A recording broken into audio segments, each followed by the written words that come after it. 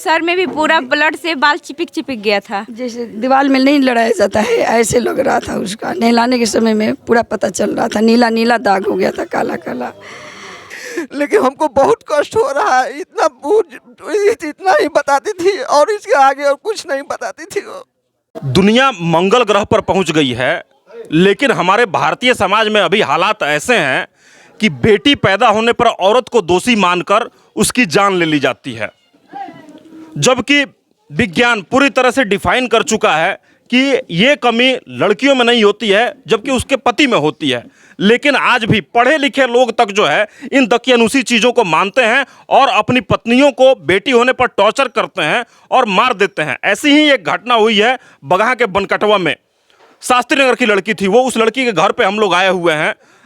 ये सारे लोग हैं जो पीड़ित हैं इस चीज़ से। और कितने महीने की बच्चियां हैं उनकी? 6-7 महीने की है। 6-7 महीने पहले 2 जुड़वा बच्चियां हुई और उस दिन से उस लड़की के साथ में टॉर्चर शुरू हुआ। हॉस्पिटल में ही उनके साथ में दुर्व्यवहार करना शुरू कर दिया गया था। ये मैं किसी अनपढ़ आदमी की बात नहीं कर रहा हूं, पढ़े लिखे संपन्न लोगों की बात कर रहा हूं जिनके पास में करोड़ों की हैसियत है। जबकि 10वीं क्लास तक अगर किसी ने बायोलॉजी पढ़ा होगा तो उसमें लिखा हुआ है कि मर्द की कमी से ही बेटियां पैदा होती हैं।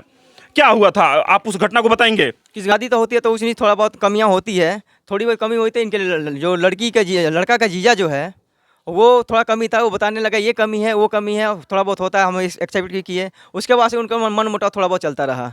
फिर वो जो हॉस्पिटल में मेरी भांजी की जो ऑपरेशन होने गया था, मेरी 2 भांजी हुई, इन लोग गए थे लड़की वाले। जैसे उनको सुना कि 2 लड़की हुई है और वो कम कोमल सी थी, रूई की बराबर थी, और जैसे ही उनको पता चला कि लड़की हुई है वो लोग गायब हो गए, वहाँ से हॉस्पिटल से चले गए लोग। उसके बाद से वो इसी बात पे वो टॉर्चर करते रहे और एक ऐसा लगता था कि कितना दृष्टिहीन से हमें देख रहे हैं, क्या कर रहे हैं, और बहन को भी ऐसा ही करता रहा। फाइनली उन्होंने कल मार दिया है आपकी बहन को। पूरी दुनिया देख रही है कि मार दिया गया है। अब अगर कोई ये बहाना बनाए कि लड़की ने अपने से फांसी लगाई थी, तो पहली बात है कि 6 महीने की बच्चियों को छोड़ के कोई माँ जो है फांसी लगाने नहीं जाएगी। दूसरी बात, अगर उन्होंने फांसी लगाई थी तो वो फांसी का फंदा कहाँ है, पंखे पर निशान क्यों नहीं है, और इन लोगों ने उतारा क्यों? उसके पहले पुलिस को या एम्बुलेंस को फोन नहीं किया। हर एंगल से जांच होनी चाहिए। अपने से भी मरी होती तो इनके टॉर्चर से ही मरी होती। जिस तरह से ये बता रहे हैं कि उनके साथ में दुर्व्यवहार किया जा रहा था, अगर वो फांसी लगा के मरी होती तो एक चप्पल बिस्तर पे नहीं होता। एक चप्पल बिस्तर पे है, एक कान का बाली है, एक कान के बाली नहीं है, चोट के निशान है। अगर फांसी लगाने वाला इंसान दरवाज़ा बंद करेगा और क्या नाम फांसी लगाएगा, उसके बाद क्या नाम है अपने पूरा सेफ रहेगा शरीर कि मतलब कान के बाली ये नहीं है कि एक कान का बाली रहेगा एक कान का बाली नहीं रहेगा। चप्पल या तो चप्पल दोनों पैर के चढ़ेगा या तो दोनों नीचे, कोई बेड पे चढ़ेगा तो पैर नीचे रख के उतारेगा। वहां परिस्थितियों पे पहुंच के इन्होंने देखा था कि मारपीट के पूरी तरह से निशान दिख रहे थे। कान की बाली निकली हुई थी, एक चप्पल बिछावन पे पड़ा हुआ था, हाथ पे निशान दिख रहा था। पोस्टमार्टम के बाद लड़की के डेड बॉडी को घर लाया गया तो ये लोग नहला रही थी और इन्होंने स्पष्ट तौर पे देखा है कि मारपीट के निशान थे। क्या देखा था आप लोगों ने? मैं नहला रही थी, मैं तो नेहा के माँ हूँ।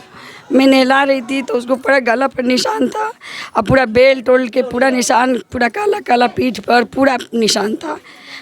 ऐसे ही पूरा हरा निशान था और सर में लग रहा है। हाँ, उसका सर में भी पूरा ब्लड से बाल चिपक चिपक गया था। जैसे दीवार में नहीं लड़ाया जाता है ऐसे लग रहा था उसका। नहलाने के समय में पूरा पता चल रहा था, नीला नीला दाग हो गया था, काला काला। बहुत बेरहमी से मारे हैं लोग। सिर में कई जगह अगर चोट के निशान थे। मैं चाहती हूँ कि फांसी की जैसे मेरी बेटी नहीं है वो भी नहीं रहे। मैं अपना कोख एक सुना की हूँ तो उसको भी माँ के एक कोख सुना होना चाहिए। मैं यही चाहती हूँ। पैसे के धमकी मैं तो पुलिस वाले के मैंने 2-3 लाख रुपया दे दिया हूँ। मैं तो ऐसे नहीं जाऊँगा जेल में, मैं तो छूट जाऊँगा, ऐसे ऐसे तो बोल रहा था वो। कुछ भी करोगी कूदोगी फानोगी कुछ नहीं होगा। हाँ, वो बोल रहा था ना कि कुछ भी नहीं होगा, आप लोग कितनों कूदेगी ना, वो जोन मारा तो मर गया। उसका ससुर नेहा का मम्मी को 2 हाथ मारा कि भोसड़ी वो मर गई तो मैं क्या करूँ? जोन बुझा रहा है तोन करो, हमारा इतना रुपया आप लोग का पास नहीं है। पुलिस बोल रहा है कि जाओ कूदो कूदो, झाट नहीं उखड़ेगा। लड़की के पिता हैं, क्या कभी आपसे शिकायत की थी या आपने महसूस किया था कि उनके साथ में कोई भेदभाव हो रहा है? जब भी पूछने के पर यही कहती थी कि पापा जी अब तो शादी आपने कर दिया है तो कर दिया है, तो अब अच्छे या बुरा मैं झेल रहा हूँ, लेकिन इसके अलावा और कुछ नहीं कहना चाहता हूँ। जो भी है अब आप जो कर दिए हैं आप सही है, लेकिन हमको बहुत कष्ट हो रहा है। इतना ही बताती थी और इसके आगे और कुछ नहीं बताती थी वो। सालों के टॉर्चर को उस लड़की ने लड़की होने के नाते अपने पिता पर बोझ ना बने, अपने पिता को कष्ट ना दे, उसने झेला है और आज उन्हें जान से मार दिया गया। क्या सिर्फ लड़की होने की सजा दी जा रही है? यहाँ के वार्ड आयुक्त अजय सहनी हमारे साथ में है।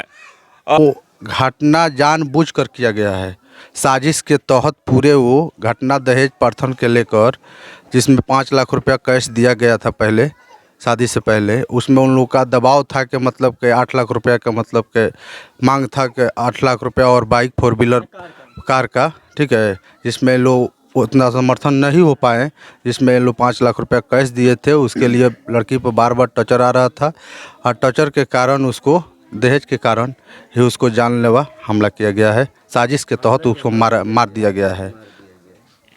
मतलब कि परेशानी दहेज को लेकर शुरू हुई थी और जब बेटियां पैदा हुई तो इसको आधार बनाया गया और टॉर्चर करते करते एक दिन लड़की की जान ले ली गई।